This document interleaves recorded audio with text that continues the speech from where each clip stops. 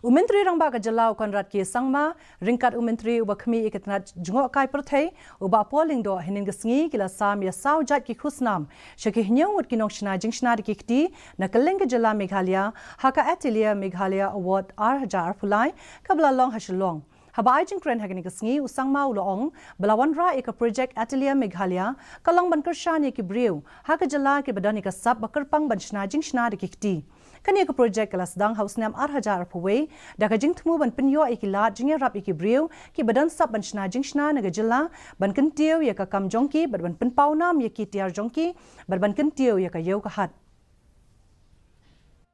These qualities with the growth in the tourism sector is the way to actually unlock the potential that is there.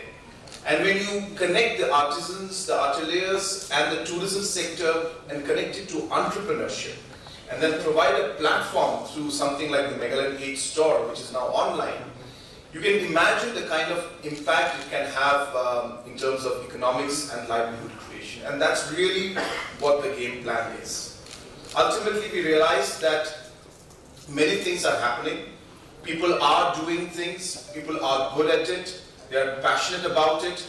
They just require a bit of support to actually be able to take it to the next level.